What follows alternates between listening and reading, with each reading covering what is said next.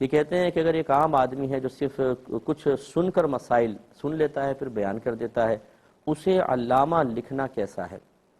بالکل جائز نہیں ہے۔ علامہ یہ مبالغے کا صیغہ ہے، اس میں تا مبالغے کی ہے۔ علامہ کا مطلب بہت زیادہ جاننے والا۔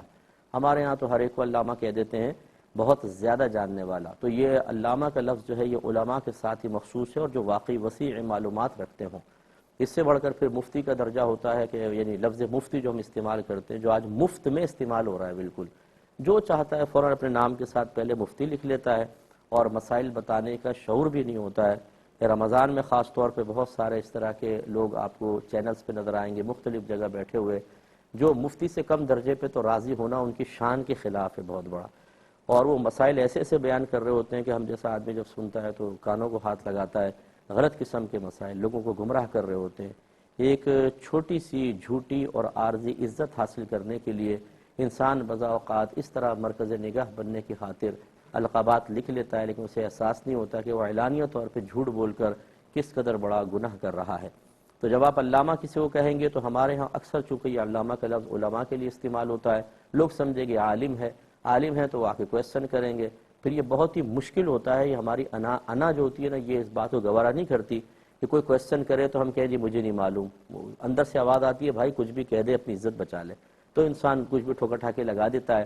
اور یہ دین ہے، یہ کوئی عام دنیاوی نہیں ہے معاملات کے چلو مشورہ دے دیا، غلط بھی ہو سکتا ہے صحیح بھی ہو سکتا ہے، پھر بھی مشورہ وہی دے کہ جو مشورہ دینے کا لائق ہو، لیکن پھر بھی اس میں چلو کچھ بھی چل جاتا ہے، لیکن دین کے اندر اپنی ذاتی رائے نہیں چلتی ہے۔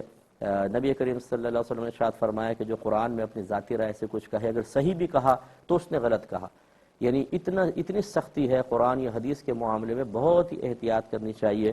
تو خلاصہ کلام یہ ہے کہ اس طرح علامہ اس کو نہ کہا جائے، وہ بیچارہ زمین سے آسمان پہ پہنچے گا اور غلطیاں کرے گا، اور ہم بھی اس کے قصوروار ہوں گے۔ مولانا کہہ دیں، حضرت کہہ دیجئے، چلیں ادب سے آپ کہنا چاہیں تو، لیکن علامہ نہیں ہونا چاہیے۔ ایک کویسچن یہ آفر آیا تھا کہ بعض ایسی دوائیں ہوتی ہیں جن پہ ایکسپائری ڈیٹ لکھی ہوتی ہے، لیکن یہ دکاندار اچھی طرح جانتے ہیں کہ یہ ویسے ہی مطلب جیسے 2 مہینے بھی مزید چلے گی، اس سے پہلے ہی وہ ایکسپائری ڈیٹ لکھ دی جاتی ہے احتیاطاً، اور خصوصاً یہ باہر کی دواؤں میں۔ تو یہ پوچھ رہے یہ ہیں کہ ایسی دواؤں کو امپورٹ کرنا اور پھر ان کی ڈیٹ چینج کر کے اسے سیل کرنا، اس کی کیا شرعی حیثیت ہے؟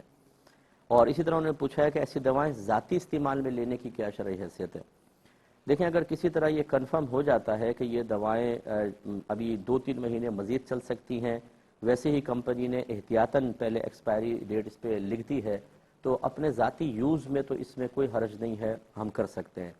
وجہ فرق میں بتاتا ہوں، لیکن اس کو سیل نہیں کر سکتے ہیں۔ وجہ فرق یہ ہے کہ ذاتی استعمال کو مطلب ایک قانون بھی ہمارا منع نہیں کرتا، نہ اس پر کوئی ایسا ہے کہ ایک آدمی ذاتی استعمال کر رہا ہو اس کو چھاپا مار کے تم یہ کیوں کھا رہو دوا، اور اس شخص کا اس طرح دوا کے استعمال کے بعد اپنے آپ کو ذلت پر پیش کرنا لازم آ رہا ہو، ایسا نہیں ہوتا۔ تو اس لیے میں نے کہا اگر یقین ہے کہ ایسا ہی ہے کہ یہ دوائیں بھی 2-2.5 مہینے آرام سے چل سکتی ہیں، کوئی سائیڈ ایفیکٹ نہیں ہوگا ایکسپائر ہونے کی وجہ سے، تو بالکل یوز کر سکتے ہیں۔ لیکن سیل آؤٹ کرنے میں یقیناً جو ملکی قانون ہوتا ہے وہ ظاہر پر ہی مبنی ہوتا ہے۔ یہ منع کیا گیا ہوتا ہے کہ ایکسپائری ڈیٹ کو از خود چینج کر کے آپ آگے نہیں کر سکتے ہیں، پیچھے نہیں کر سکتے ہیں۔ تو لہٰذا چونکہ یہ خلاف قانون ہے، اور ایسا اگر کوئی میڈیکل اسٹور والا ایسی دوائیں بیچ رہا ہو اور چھاپا پڑ جائے تو اس شخص کو پھر جیل میں جانا پڑے گا، اور اس طرح ایک ایکسپائری دوائی کو ڈیٹ والی دوائی کو بیچ کر اپنے آپ کو ذلت پر پیش کرنا لازم آ سکتا ہے، اور شریعت اس کو منع کرتی ہے۔ ملکی جو بھی قانون شریعت سے براہ راست متصادم نہ ہو اس کو فالو کرنا ہر شخص پر واجب ہوتا ہے۔